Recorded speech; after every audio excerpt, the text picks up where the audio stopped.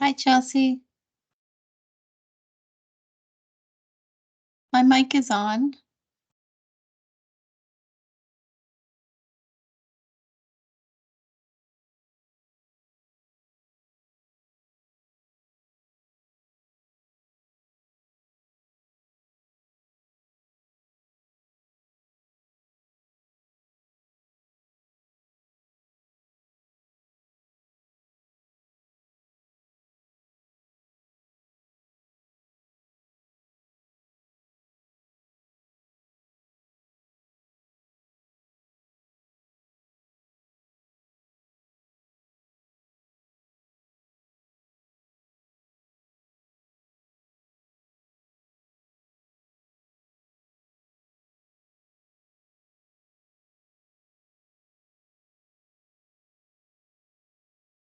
Hello, can you hear me?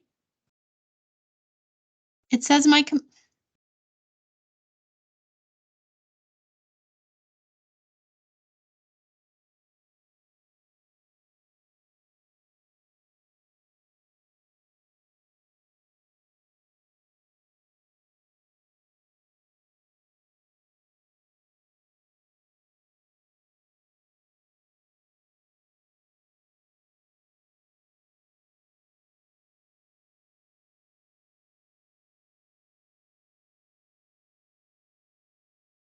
Hello?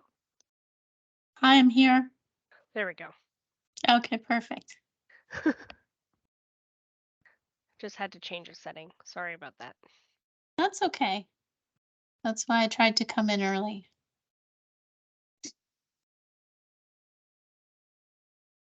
So, you have sharing capabilities. I do have. Okay, can you put up the slides if that's okay? Yeah. Because I'm on a different computer today. Or Yeah. I can run and get a memory key. Like, will I be able to advance? Or I think you can if you ask for control. Okay, let me see. I'm gonna have to ask. Let me figure it out. Oh, take control. Okay. There we go. I guess not yet. Where is the thing for controlling it? Then at the bottom of the screen. I'm not getting that. I just see you. Okay. Like it says Chelsea Graham plus or minus. Let me try again. Allow. I'm gonna. Oh, okay, there we go. Oops, I did pop out. Take control. Let me see. Allow. Huh. I just am not seeing, like, my arrow keys are not working. Oh, there, it's way at the bottom, but it's very tiny. I can't. It's at the very beginning. Oh, there you go. You should be able to just click on the screen in advance. There you go. Okay. I can put it back to the beginning if you want. Thanks. I'm gonna stop control for a second, get this to not pop out. Okay. All right. There we go. Maybe that'll work. I'm gonna do an introduction and then I'll give you control because I can give it to you apparently. Wonderful. Maybe. Thank you. It stopped giving me that option, so you might have to take control.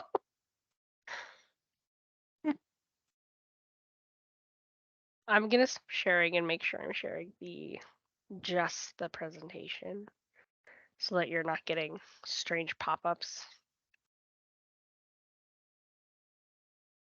Hello. Hi, Tabitha. How's it going? It's going. We just figured out how she can take control of the presentation, so that was cool.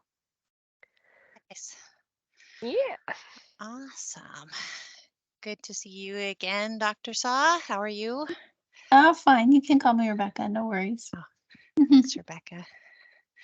Well, excited to see your presentation. Oh my gosh, I love your sweater. Oh, thank you. It's on their name is Megamiko and they have a shop on Etsy. They sell a lot of cool stuff. Okay, I'm gonna have to check it out. I like her tumbler, her sweater. She's coming here. She's island. Work from home. You had Yep. to Yeah. buy a lot of exciting things just to stay motivated. True. Yeah. It's freezing in my apartment and we are being stubborn. I am not turning on the heat. I have a blanket. Yeah, I try and keep it at 19, but everyone in the family fights me. They want it warmer or colder? Oh yeah, they want it warmer. Yeah. So put on a sweater or a blanket. Yeah. It's better for your health to keep the space around you cold anyway. Yes. Well, my family is of African descent, so Oh. in a lot of immigrant African homes, it has to be hot enough to wear shorts in the winter in your house. So it's like it's a culture clash. It's so funny because that's not something you would think of about culture clashing, is the temperature of a Yeah. house. Oh yeah. When I was growing up, my friends would be like, "Your house is so cold, Canadian people. Why is it so cold in your house?" I had this very large friend, and he would come over and like he's like a football player, and he would be like walking around with a comforter over him because he couldn't get warm in my house. Oh no. Okay, if you guys are okay. Oh, before we continue, are you okay with me recording? I can't remember if I asked you. Yes, go ahead.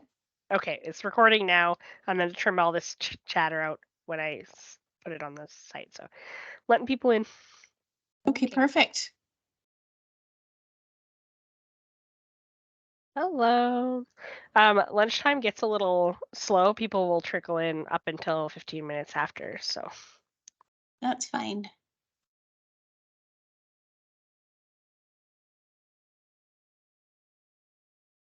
I like Cindy Wong's picture. That little rabbit with Yeah. glasses is adorable.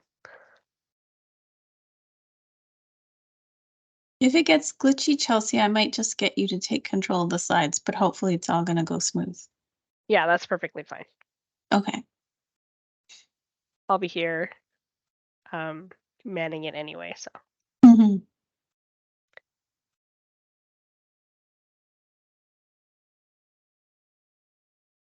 How do I wake up in the morning and I shut down my computer every night. And I still wake up in the morning. And by the time I get like 10 minutes into work, I have 800 things open. Yeah, it's true. I'm the opposite. I'll have 3 or 4 devices, like a tablet, a Oh, PC, a laptop, and a phone. So doing different things on every device. that's true, yeah. I think we're gonna give, if it's okay with you, we'll give 5 minutes or 1 or 2 minutes, I guess, and then get right into it. Yeah, for sure.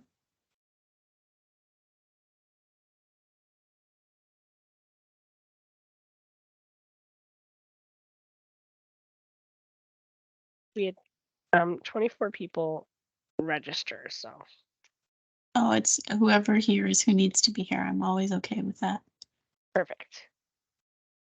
Yeah, it's part of You Flourish too, so yay. Yeah.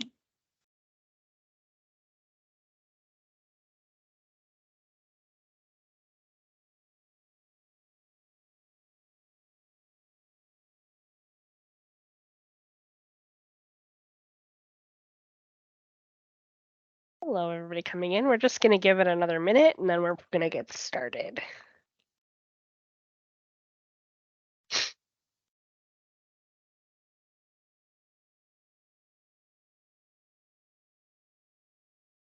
I have to make sure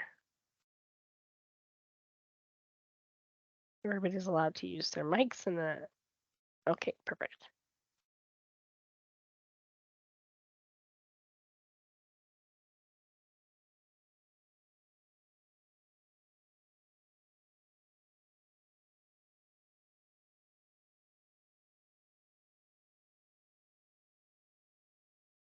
Did you have a good long weekend? Me, well, it's a little long. It's a bit the Calgary School Board has added a fall break, so the kids were off from Thursday till Oh, today. So it's wow. an extra 5 days of vacation. Fair enough. It's very hard to be a working parent with all these days. Yeah, I couldn't imagine. I ended up getting really sick, so it was a quiet weekend. I just slept. All right. I mean, we're going to get started. I'm going to quickly thank everybody for coming to our ROC talk for youth in cannabis legalization in Canada, some insights from the TRACE research program. The wonderful Dr. Rebecca Haines-Saah, is that Yeah, how you it's say fine. Either is fine. is presenting today. She's an associate professor in the Department of Community Health Sciences at Cummings School of Medicine at the University of Calgary. She's a public health sociologist with a PhD in behavioral health sciences and addiction studies from the University of Toronto. Her research interests are in public health and harm reduction approaches to substance use and drug policy reform. Her recent projects have focused on youth and young adult cannabis use and opioid use, the family context of substance use, and parent advocacy for action in Canada's overdose death emergency. And with that, I'm going to hand it over to Rebecca. I can't give you control. It's not letting me now. Okay, So. I'm going to take control and just request. Allow? Done. Okay. Hi, everyone. Thank you for that wonderful introduction, Chelsea. I'm glad you could all join. I said before, and I really believe it, whoever should be here is here. And I think it's great that we have a group over the lunch hour, and hopefully this gives us lots of time for discussion and questions. So I'm going to start by giving some context on the myths, fears, and facts. And we can circle back to these because there are so many, but I will show some of the ways that our qualitative research program with youth has engaged youth to try to intervene or engage around the discourse that youth are irresponsible, that they're ignorant, that they're at risk, and that legalization does them a great deal of harm. We've tried to show how youth are knowledgeable, engaged, and deserve support, not just protection. Okay, so I am trying, but I cannot. It's very, okay, I think I see it. There we go. Okay, so setting the stage. I think one of the first things to think about is this fear. When legalization was first announced circa 2016, and as we made our way towards this in 2018, that prevalence of youth use would skyrocket. To the contrary, Canada had some of the highest youth prevalence and adult prevalence of cannabis use, and this was the explicit rationale for legalizing. If you have a substance that is illegal, but a large proportion of your population is willing to break the law to use that substance, it doesn't make sense to continue investing in policing and criminalization and incarceration when that money could be better spent in other ways. So there was strong public support, with the exception that many stakeholders, including the Canadian Medical Association, felt that legalization would be a threat to young people. But as we've seen since, prevalence has remained relatively flat. And here's a very simple slide that just shows it's kind of hovered around the 16 to 18% mark since we've legalized. That it's remained flat, some people say is, proof that we haven't taken it out of the hands of young people, that they're still probably accessing illicit market cannabis or diverted legal cannabis. But I think it's very reassuring for most people to see that no, youth prevalence did not rise dramatically. This is a slide that I developed out of about, I would say close to, it felt like 50, 60 presentations I did on this topic for various community and policy stakeholders on the path to legalization. There were so many ways that the idea of public health was misrepresented, that the intent of legalization was misrepresented. And as I said, prevalence was one of the things that people focused on. But there were so many other things that people raised, and some of them very legit concerns, but that have like a counterpoint through the lens of legalization with strict regulation, right? For example, let's look at the age of access. We've seen that increase in Quebec to 21, but from the outset, many people many provinces chose to harmonize with the age of alcohol and tobacco access. And that's really because the bulk of the use is within groups under 25. So when the Canadian Medical Association came out and said, yes, we should legalize for adults, but let's make it illegal for everyone under 25 because, well, we know the brain is still developing to 25. A very simplistic policy rationale. If you shut the bulk of your consumers out of the legal market, they're denied that safety and protection. Why even bother to legalize, right? And many things that young people are exposed to harm the developing brain, including alcohol, including poverty, violence, and other forms of trauma. So let's intervene in the context rather than in this approach to a single substance. So I'll throw this slide up at the end if you want to ask more explicitly, but I kind of share this to say, like, it was a fraught debate on the way to legalization. So where TRACE comes in, Teens Report on Adolescent Cannabis Experiences, is the counterpoint to some of this, but also generating evidence for policymakers grounded in youth experiences. And that's really where I think this program of research has always stood out and was the first and, is still the longest running program of qualitative ethnographic youth engaged research. There's many other folks doing excellent work, post legalization with youth and young people.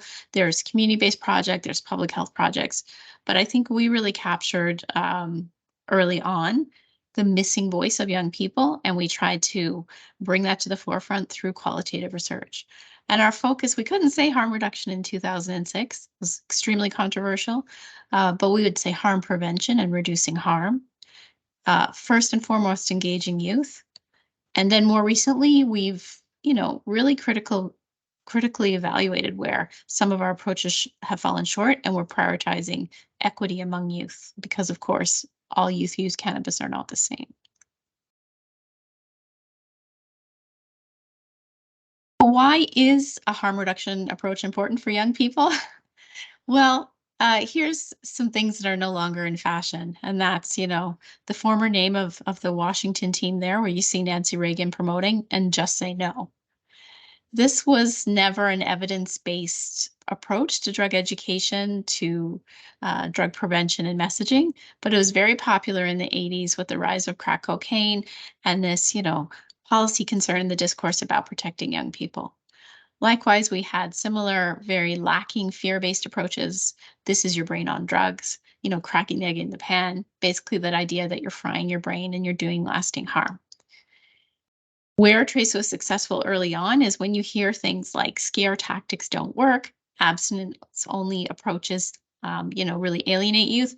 This was a message we were able to drive home with policymakers in Canada and really change the landscape and opening people up to other approaches.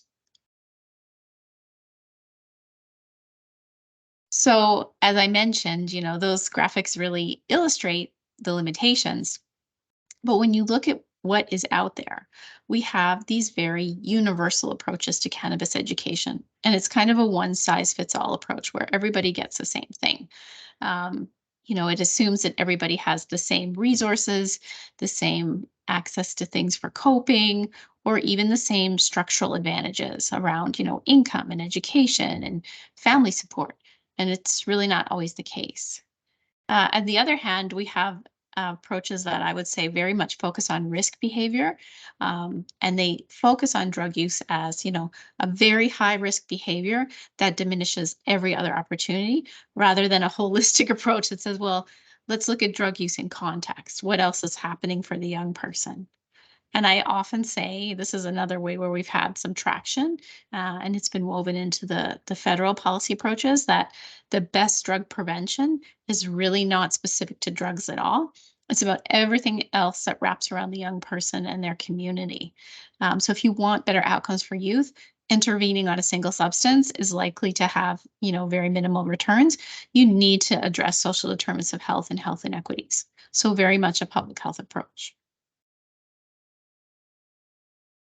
Okay, so now I'm going to give you some of the specifics about the TRACE program and what we found through our various projects. So we are up to trace 6 now, and we have an application in for trace 7. But when we started back in 2006, we collected 75 interviews with young people aged 13 to 19 who are using cannabis frequently. So that's for the most part daily in communities across British Columbia. Then after that qualitative work where we published some papers addressing gender and school use, and actually how in BC, young people's use is not always a risk behavior, it's used to enhance their experiences of being outside and being in nature. So the risks and benefits co-occurring together. We engaged young people in knowledge translation projects. So we did some brochures for the BC school system, and we did some other, messages developed for youth by youth that were distributed across the province. Then later we did a whole film focused on decision-making around cannabis. What was unique about our cycles film is we didn't have health information or criminal consequence information in the film because youth told us they didn't care. They just were likely to tune this out. So because our population at the time was very gender-based, it was very, aligned with masculine norms in BC, the film does address use in the context of a heterosexual couple's relationship and issues for young women and young men, but it really emphasized being a peer leader, a young man being a peer leader among his friends and to his younger brother, and to someone who works with youth in a sport capacity. So that's what we heard from young men in our study, and that was the focus of the film. So I think that was unique for its time and trying to share a different approach and a different message. And that was also used in BC and across Canada. And since then, we focus on parents who have young people in their lives who've been using problematically, as well as parents who use because they've totally been left out of the conversation. Most of the approaches to drug education assume that parents are abstinent and don't use cannabis. And that's really not the case for legal substances like alcohol. Okay, so I've mentioned some of these already, but the key findings we heard, of course, some of the things we're bringing to the forefront is cannabis use is not always problematic, risky, and indicative of some type of negative life experience and trauma. Young people are using it to be social, for just a bit of relief from stress and day-to-day living, but it could go up to problematic use. But the spectrum of use was never really recognized in previous research. Again, that youth are skeptical of things that are fear-based and heavy-handed. The messaging that says, you're unhealthy, you're a stoner, you're a burnout. These are the things that were very popular in the mid-2000s. Youth also didn't find that effective. There's still a great deal of stigma towards parents who use cannabis. They're left out of the conversation, and there's a lack of resources for them.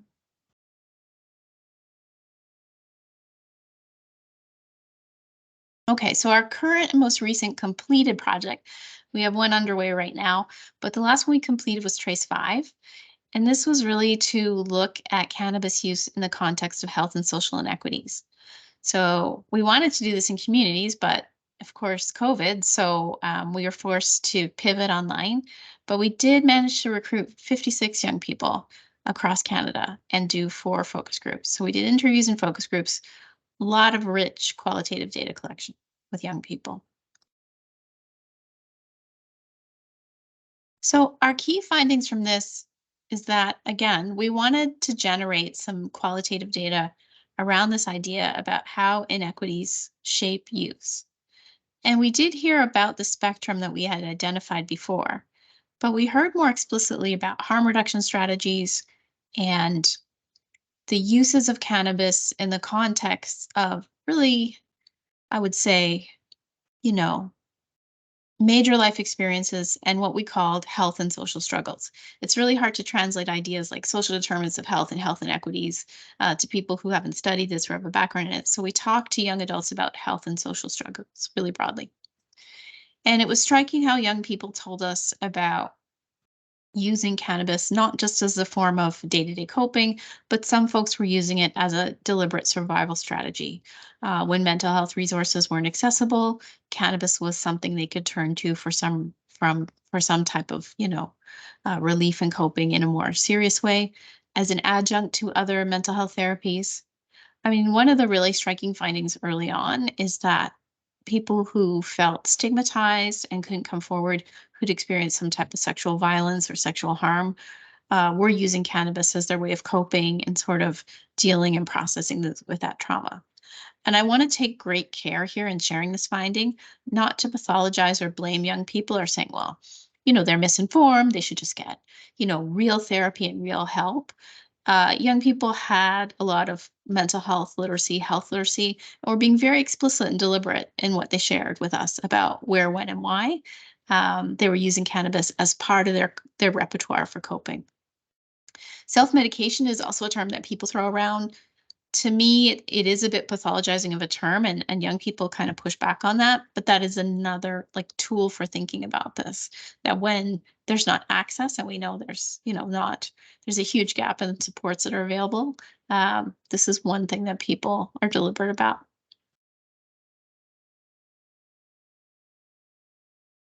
Okay.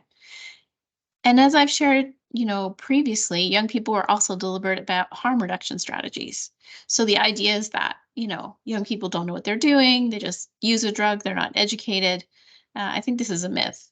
We've had, a lot of attention to education and resources across the spectrum.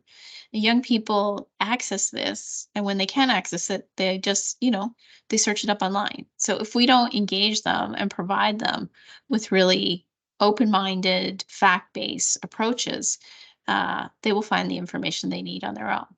And here in our focus group are some of the themes, the different ways that people talked about, and many of them are evidence-based harm reduction strategies that are recommended by Canada's lower risk cannabis use guidelines.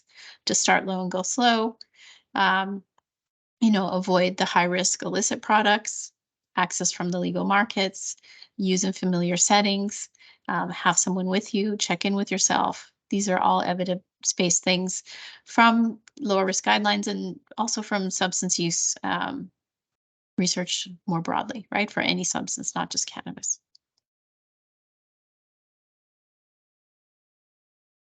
So we've done some knowledge translation from this work already. We had a national webinar last year with our partners in Toronto who do the project Weed Out Misinformation.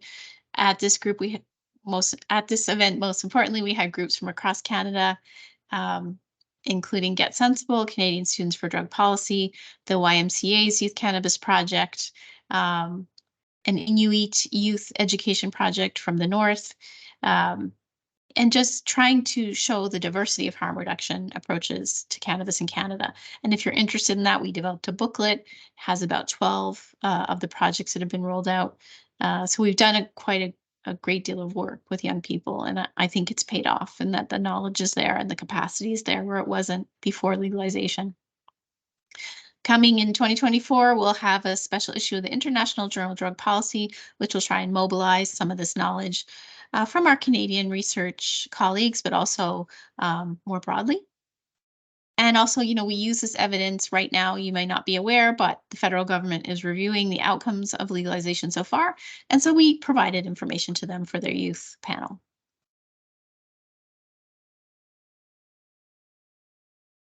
Trying to move.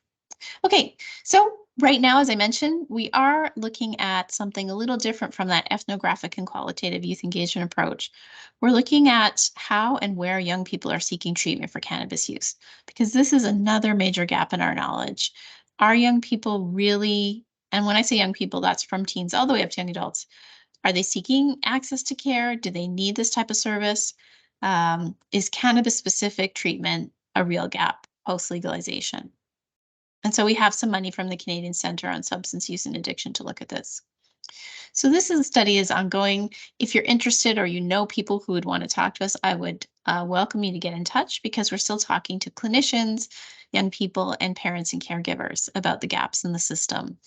We're taking a broad case study approach, really looking, across the system at various pathways into treatment, the gaps, and the different ways that people are trying to find. And so far what we found is, there is a need, but there's an acute need for things like treatment in the context of severe mental illness, like psychosis, and also co-use of other substances. But it seems to be so far very rare that people are seeking any type of treatment for cannabis use only. And that's a broad finding so far. So something we need to unpack some more, but this is what we've been hearing. Oh, and I just said some of the slide, but yeah, here's the context. Some people are receiving treatment and, you know, they don't have a lot of access to supports to follow this. You know, we have heard about people using mandatory treatment, which exists in Alberta in the form of PCHAD for cannabis alone, which is a bit tricky because that's really not an evidence-based first line, but it's complicated when young people are using a substance, maybe problematically, and it's worrisome to their parents and caregivers. So mandatory treatment is something families sometimes seek. And again, the interplay between looking for treatment for cannabis, but also needing, you know, treatment for mental health issues at the same time. So it's rare that it happens on its own. Okay, so here is my concluding slide. If I brought anything home for you today, I think it would be that there's an intricate interplay between young people's cannabis use and their mental health. The young people are aware and engaged in this conversation, and understand sometimes the limitations of the ways they use it, but also very attuned to the benefits of the way they're using it. So any approach on the parts of adults or treatment providers or policymakers that doesn't sort of recognize that agency and capacity of young people, I think is a misstep. We can't continue to talk about youth cannabis use or any substance use as if all youth are the same and have access to the same resources and the same supports. The landscape of whether or not something goes from, you know, maybe beneficial to problematic is really shaped by health inequities. And this is the case for many health conditions across the spectrum. We do have this program of evidence-based youth engagement harm reduction research, and we're hoping that what we've done with it is really make a case for unbiased fact-based education. And we're just one of the players in this space now, but we're really happy to have, you know, been one of the early players and to have brought people along and tried to support other people's work. And yes, again, data collection is still ongoing for this treatment study. So if you have thoughts or ideas or you have a direction for us to think about, I would love to hear from you because we're really trying to hit as many points as possible. And I will also just go back to that myth, fears, and facts slide because sometimes people have questions about specific areas. So I can just remind you of what I put up here since I can't walk through every single point. And I really welcome a fulsome discussion, and no question is a bad question. Thank you. That was really, really good. I have a question, and I saw it briefly on the slides, but then it went by. What does TRACE stand for? Oh, Teens Report on Adolescent Cannabis Experiences. Love that. Does anybody have any questions for Rebecca? It was a pretty comprehensive presentation. Yeah, and I welcome counterpoints. Like if you are seeing something different in your area or your practice, or if you're a parent or just a concerned citizen who is worried about legal cannabis, I think it's good to open up the floor to share that. And I've talked to so many people about what they're seeing and what they're worried about in this journey. I actually have a question. Mhm. I was a pretty prolific cannabis user as a teen and a young adult. Mhm. And I just remember hearing, you know, people laughing about, oh, you need treatment for cannabis, or, you know, it's, you don't have a problem because it's just weed, you know, that sort of Right. stuff. And I'm wondering if that kind of discourse is still happening with like youth nowadays, or if it's, you know, people have kind of realized a little bit more that it can be a problem. Yeah, I think we have on the path to legalization shared that. I think I think where it's been tricky is that a lot of the messaging by some pro-legalization groups or some, cannabis activists has been it should be legal because it's safer than alcohol and tobacco. And while I agree with that, based on the population evidence, safer doesn't mean harm-free. And it really is highly dependent on the individual and their context, right? Um, so, I mean, we need to share that knowledge with folks around like, well, do you have family history and risk factors? And even if you do, like severe mental illness in your family, or you may be a person at risk, there's still harm reduction strategies that you can undertake, right? And then also, I think what you were raising about that issue of dependence, like, we know that younger people who start early and use frequently and in high intense ways are more at risk for dependence over the life course, right? So sharing that harm reduction message with young people early on, this could be something you want to experiment with. Hey, but be aware about how much you're using and when, where, and why, because it can lead to problems down the road. There's a population level association with like young men who've also used nicotine with having problems with sort of down the road, though that's the major indicator for use. But a lot of other things that were investigated as being predictive of cannabis dependence kind of didn't bear out in the literature, like depression, like anxiety, and also ADHD. So we know a lot more now about this. But yes, you're right. That idea that, well, it's natural, so it's completely safe. That can still be present. And I think we need better, more open conversations. Interesting. Thank you so much. Yeah, thanks for sharing that. I mean, people will not often share that they use a substance when they were younger, and I think that's very cool. Thanks. She's pretty cool. I think it's Sierra or Kira. Go ahead. Hi, yeah, it's Kira. I'll just try to turn on my camera. Yeah, hi. Hello. Thank you so much for just providing a place for these conversations to happen. I won't go into it too much, but I work at the Alberta Adolescent Recovery Centre. Okay. I'm the community outreach here. And the reason I do my job is that I'm also a mom of a 19-year-old who has been through this program and many other programs Okay. due to a struggle with substance abuse, and things got very, very serious. But we did walk that walk where it was just weed.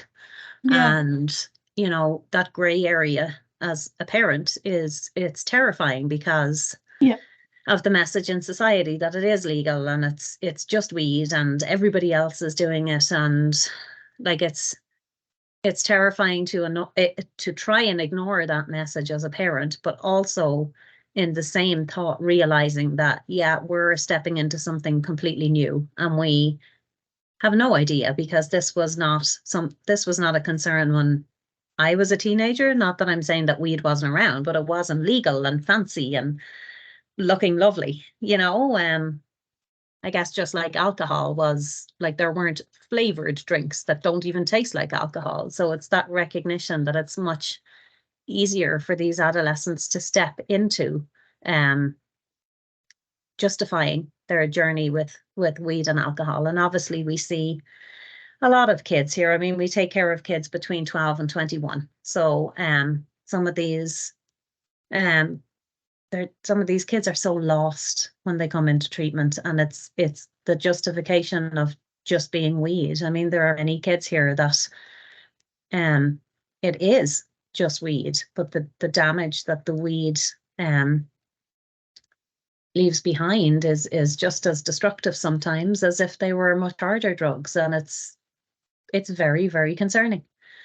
So I really appreciate platforms like this that make those conversations easier, both from like me as a mom, being able to make those conversations easier for parents and looking for next steps on that journey, and also for the kids, like getting these conversations started so there are adolescents like of their age also aware that just weed can also be concerning. So thank you for that. Yeah.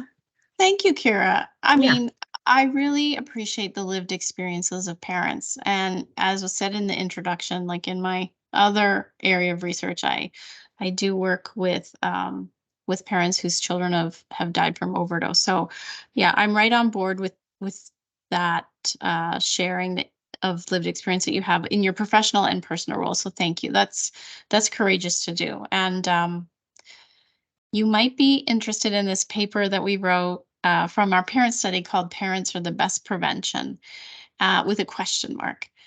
It was a study we did out of a support group for parents whose children have been using cannabis, mainly problematically, and other substances. Uh, and I think where we filled in a little bit of a gap is that what we heard from folks is a lot of pressure on the individual parents, especially mothers and the family unit, to prevent cannabis use.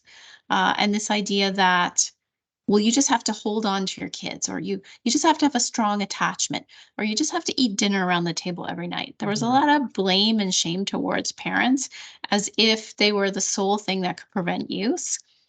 And when a young person is struggling with cannabis or other substances, I think it's very multifactorial, and it's never the fault of the family unit per se, right? Like that can be, I think that can be really a problematic mother parent blaming approach to take. Yeah. So we have tried to go into that, but you're right. Like you're working in a residential treatment capacity, and I'm more oriented to the education piece. So there will be some places where our approaches kind of maybe clash a bit. But yes, I think what I always share is, like, at the end of the day, we want the same things for kids, right? We want the best Yeah. outcomes. Absolutely. Yeah, thanks. Absolutely. Thank you.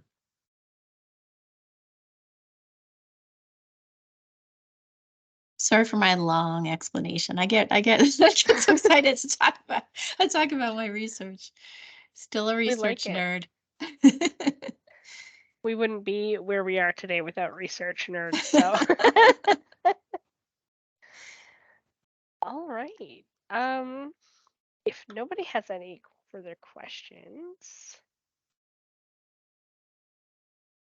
sorry, Yeah, I so just lost everybody. if you didn't share today, or you have questions, I really welcome dialogue around this. And again, if you want to participate in a half-hour interview as a stakeholder or someone in the space, you can reach out. I'm the only SAW, SAAH, at University of Calgary, so I'm super easy to find. If you look me up, my email's there. Yeah, and I hope that some of this you take with you today. Some of it may reassure you that the rationale for legalization was protection at the population level, but still understanding that we need approaches to supporting young people and their families who may be struggling with problematic use, and that use is sometimes shaped by context, right? We really need to zero in on that. Hopefully, that's what will be the outcome of this next trace study. Thank you so much. Before everybody goes, I'm just hoping that you could take a few minutes to do this survey. It helps shape where we're going with further ROC talks, and helps us know how our messages are hitting. That would be great. I'm going to stop sharing. This looks great for people who aren't in, because ROC talks are provincial. So I'm just wondering, would it be okay if I put your email address in the chat? Oh, yeah, for sure. And I want to say thank you to the ROC, to Chelsea, Tabitha, and Victoria, who's not here. I know Nora's also here. ROC is so great as a campus resource because they focus on recovery, and they also include and support harm reduction. And to me, that's building such a nice bridge. And I'm so glad to support that work. So Yes, we definitely support that multiple pathways, and that's why research like this is so important to what we do. So thank you so much, Rebecca. I really appreciate your time. Thank you, everybody else, for joining us. thanks, everyone. You can go have a nice lunch. Yeah. Sorry, Thanks. Rebecca. Hi. Hi. Sorry, I'm like really sick, and Oh, no. I'm just really out of it today, but thank you so much for your presentation. It's always so amazing to hear about the work that you're doing. I guess I was wondering, I'm not sure if I missed this, but if you have heard from young people or maybe seen a trend about them using cannabis as a sort of harm reduction method for other maybe problematic substance use, and also just like maybe more broadly using cannabis to self-medicate or therapeutically.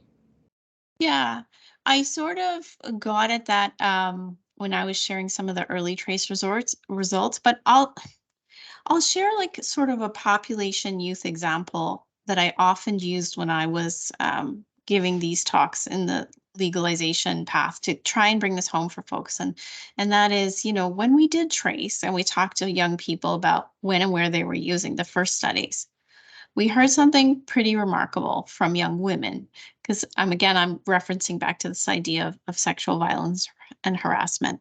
And that was that young women who were going to parties for the first time in junior high, late middle school, high school, preferred to use cannabis rather than alcohol. Because they weren't worried about their drink being spiked, which we know still happens, but that when they were high, they were less likely to black out and experience assault. So does this mean that I would recommend like, oh, use weed? It's great for not being assaulted. No, that's ridiculous, right? But just the fact that when you engage with young people based on their culture and their context where experimentation is starting to happen, they're making really deliberate choices to protect themselves. So if that's the context, how do we build on that and keep them safer in strategies that maybe don't involve substance use or, reducing risks in that context. Likewise, a striking thing we heard from young men, and we were really focused on gender in this early research, was that they didn't have avenues to open up and share confusing feelings with male friends. Being open, sharing, crying, being upset, talking about your mental health is very gender policed for boys in middle school. And that when they experience smoking with friends, they experience more open conversation and quote unquote male bonding. So again, am I saying that this is a great tool for enhancing masculinity? No. But if you listen to young people, you understand the benefits. And then we also know something about the risks and context. And then you're able to try and bridge that in having those conversations. Because when you come into and talk to young people, very heavy handed, hard hitting, there's no benefits to this, you're at risk, it's going to hurt you, they're going to shut down. And I'm living this in real time right now because I have teenagers, and it's super, super challenging. But it's really necessary. You have to take sort of that balanced approach, or young people will tune you out.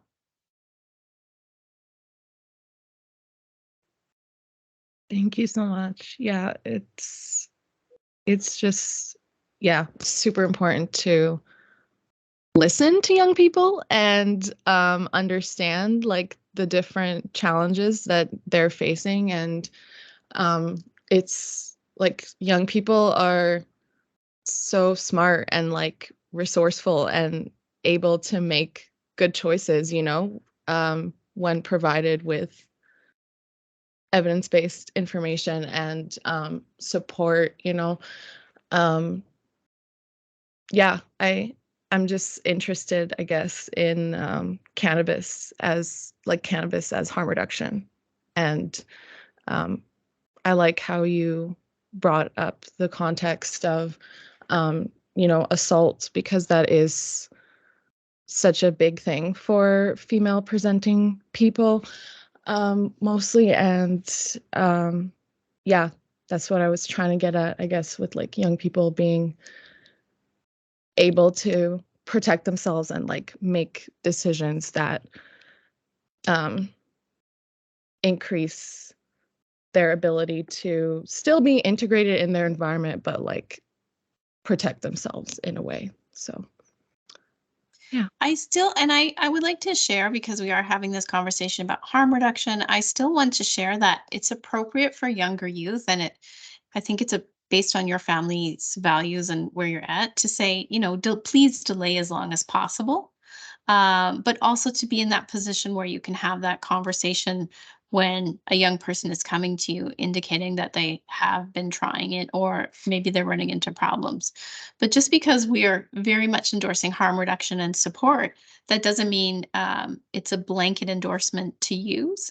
The approach that I'm still advocating for young people is start early and talk often.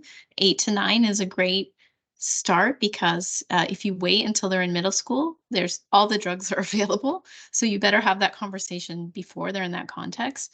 But just like we do with sexuality, we provide young people, we equip them with tools to avoid, unwanted sex, unwanted sexual activity, to give informed consent when they're ready and in capacity to protect themselves against pregnancy and STBIs.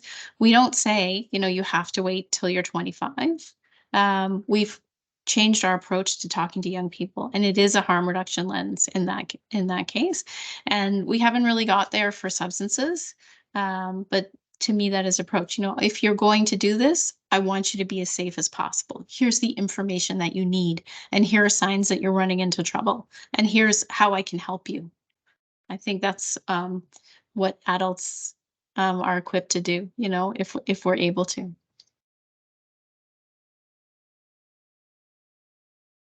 Yeah, that's awesome. All right. I think that's everything. Thank you so much, Rebecca. Thanks, everyone. I really appreciate the openness and the conversation. I hope to see you again.